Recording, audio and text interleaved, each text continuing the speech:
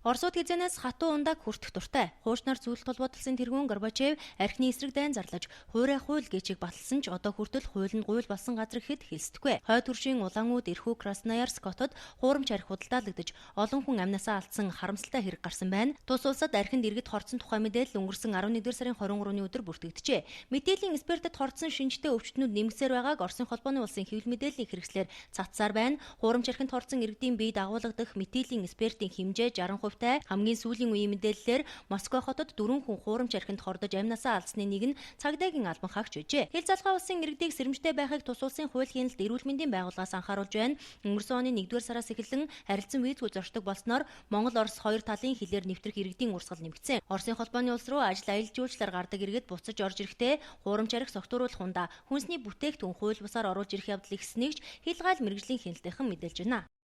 Тэгэхээр яг Оросын холбооны улсад энэ сүүлийн үед үүссэн хуурамч архитай холбоотой мэдээлэл төр мэргэжлийн байгууллагаас мэдээлэлтэй холбогдуулаад тодорхой хяналт шалгалтаа эрчимжүүлээд бол ажиллаж байгаа.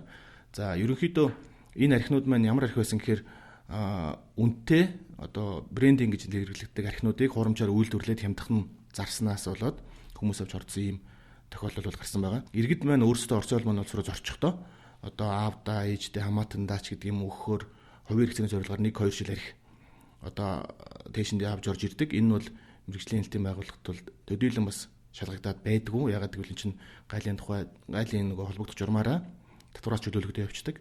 Зөвхөн хувийн хэрэгцээнд гэж байгаа учраас энийг бас хэлээр оруулахгүйгээ шууд саатуулах бол эрх зүйн үндэс нь байна. Шинэ жилийн баяр ойртож байгаатай холбоотойгоор гар дээрээс болон дэлгүүр супермаркетуудаас Орос архи виски коньяк авахдаа баталгаатай найдвартай бүтээгдэхүүн мөн эсхийг сайтар шалгаж баталгаагүй бол татгалзыг албаны хүмүүс анхааруулж байна. Буух эзэндээ буц хаягтай бүтээгдэхүүн хэрэглэх нь иргэн таны өөрийнхөө эрүүл мэндэд хор хохирол учрахаа сэргийлэх анхны алхам байх болно.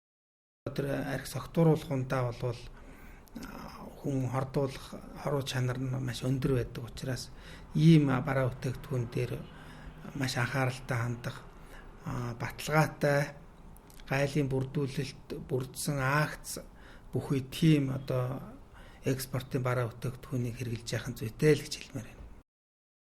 Одоогийн байдлаар Оросын холбооны улсад хуурамч архинд 18 иргэн хордон амнасаа алдаж 35 хүн хордлохын эмчилгээнд орсон байна. Анхаарал татаж байгаа асуудал нь тус улсдаа дээд зэрэглэлийн тооцогддог архи коньяк, виски зэрэг хуурамчаар үйлдвэрлэгсэн нь аюул дагуулж байна. Баяр ёслол болж байгаатай холбоотой эцэг их найз нөхдөд бэлэг болгон авчираад дараа нь харамсалтай байдалд орохоос сэргийлээрэй.